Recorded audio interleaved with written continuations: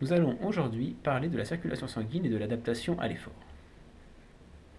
Dans la première partie, nous allons étudier les circulations sanguines. Voici le schéma de la circulation sanguine que vous connaissez puisque on vous l'a présenté lors du chapitre précédent. Ce qu'il faut remarquer ici, c'est que le sang est obligé de passer par le cœur et les poumons à chaque cycle. Donc le sang va être évacué, éjecté par le cœur, va donc passer dans l'artère pulmonaire qui est ici, est obligé de rejoindre les poumons avant de regagner de nouveau le cœur. Pourquoi cette disposition? On parle ici de disposition en série. Tout ça pour permettre au sang de passer à chaque fois par les poumons et de pouvoir s'oxygéner. Donc si on résume, on voit que les deux circulations, la circulation pulmonaire qui est ici et la circulation générale qui est ici, sont montées en série avec une obligation pour le sang de passer à chaque cycle par le cœur, mais aussi par les poumons. Le passage par le cœur va permettre de mettre le sang en mouvement, le passage par les poumons va lui permettre de s'oxygéner. Ce qui veut dire que à chaque fois que le sang va regagner les organes, le sang sera parfaitement oxygéné.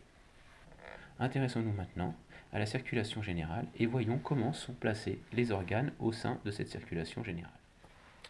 Voici maintenant un schéma de la circulation générale. Donc ici, nous avons donc le cœur avec là donc le départ de la circulation pulmonaire et puis donc l'arrivée du sang oxygéné. Nous avons donc ici la circulation générale. Quand on remarque la disposition de ces organes au sein de la circulation générale, on remarque qu'ils sont disposés en dérivation. Alors pourquoi cette disposition? Le sang qui arrive ici va donc être un sang oxygéné et il va donc pouvoir, dans un premier temps par exemple, aller acheminer, aller irriguer le cerveau. La teneur en oxygène qu'il va y avoir dans le sang arrivant au cerveau va être la même que celle qui va être présente dans le sang irriguant les intestins. Alors cette circulation générale disposée en dérivation permet donc d'apporter la même teneur en oxygène à tous les organes.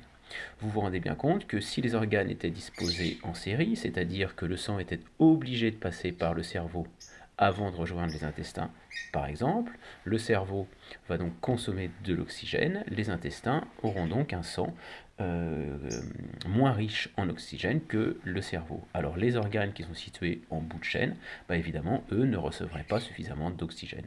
C'est pour cela que les organes sont disposés en dérivation au sein de la circulation générale, afin que chacun de ces organes puisse recevoir un sang riche en oxygène. Alors on va se demander maintenant comment est-ce que la circulation générale va pouvoir s'adapter pour permettre aux muscles d'obtenir un sang riche en oxygène. Au cours de la deuxième partie, nous allons parler de vasoconstriction et vasodilatation. Voyons maintenant comment la circulation sanguine va s'adapter à l'effort. Je vous ai donc zoomé deux parties de la circulation générale. Je vous ai zoomé donc l'arrivée du sang au niveau donc des artérioles qui irriguent l'intestin et l'arrivée du sang au niveau des artérioles qui irriguent les muscles lors d'un effort physique.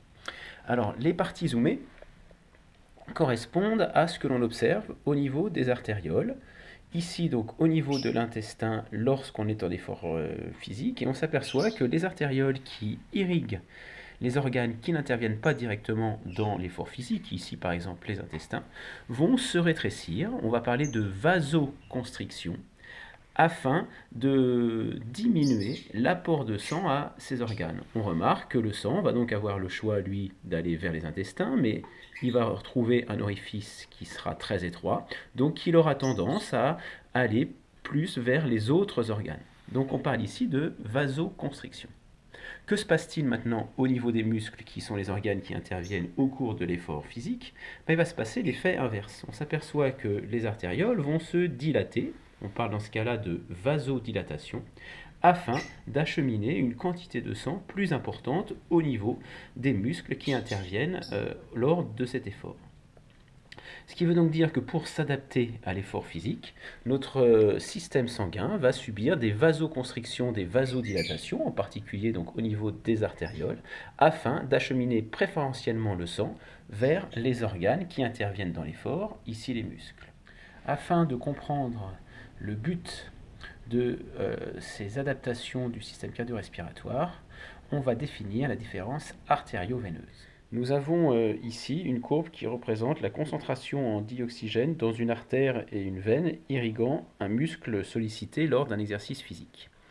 Vous avez en abscisse le temps, et puis on a ajouté aussi la puissance de l'exercice, c'est-à-dire qu'entre 0 et 6 minutes, la puissance de l'exercice sera de 50 watts, puis on augmente de 50 watts en 50 watts toutes les 6 minutes. On a donc ici la variation de la concentration en O2 dans le sang artériel, qui arrive donc au muscle en activité. On a ici la variation de la concentration en O2 dans le sang veineux, c'est-à-dire le sang qui part du muscle en activité.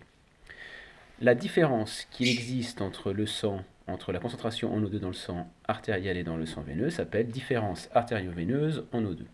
Donc on s'aperçoit de plusieurs choses. Première chose très importante, c'est que quelle que soit l'intensité de l'effort, dans ce cas-là, et dans pratiquement tous les cas, la teneur en oxygène dans le sang artériel reste constante. Ceci est indispensable pour pouvoir soutenir l'effort. Quant à la teneur en oxygène, la concentration en oxygène dans le sang veineux, on s'aperçoit qu'elle diminue avec le temps, donc avec l'intensité de l'effort.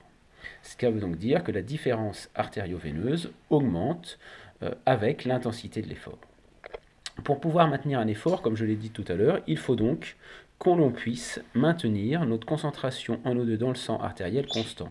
Dès que ce maintien n'est plus possible, l'effort s'arrête.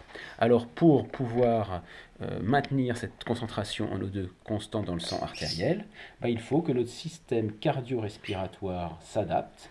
C'est donc pour ça que notre fréquence cardiaque et notre débit cardiaque va augmenter pour acheminer le plus possible de sang au niveau des muscles, et c'est aussi pourquoi notre débit ventilatoire augmente pour enrichir au maximum le sang sortant des poumons en oxygène. Donc tant que notre système cardio-respiratoire peut s'adapter pour maintenir la concentration en O2 dans le sang artériel, c'est-à-dire le sang entrant au muscle constante, on peut soutenir l'effort.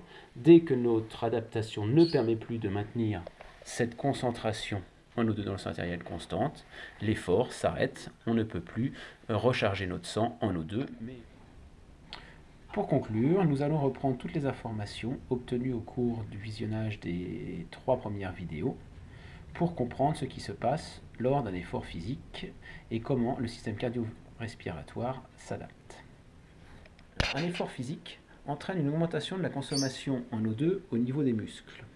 Cette augmentation de la consommation en O2 au niveau des muscles entraîne une augmentation de la différence artério-veineuse, c'est-à-dire que la différence entre la concentration en O2 au niveau du sang entrant dans les muscles et la concentration en O2 au niveau du sang sortant des muscles, au niveau donc des veines. Pour compenser cette différence artério-veineuse, on va observer une augmentation du débit cardiaque ainsi qu'une augmentation du débit ventilatoire. Ces deux augmentations ont pour effet pour le débit cardiaque d'augmenter la vitesse de circulation sanguine et pour l'augmentation du débit ventilatoire d'augmenter la concentration en O2 dans le sang. Tout ça dans l'unique but de maintenir la concentration en O2 dans le sang artériel constante. Si on l'a vu précédemment, cette concentration ne peut pas être maintenue constante, l'effort s'arrête puisque on a vu dans le graphique précédent l'obligation pour l'organisme de maintenir cette valeur constante.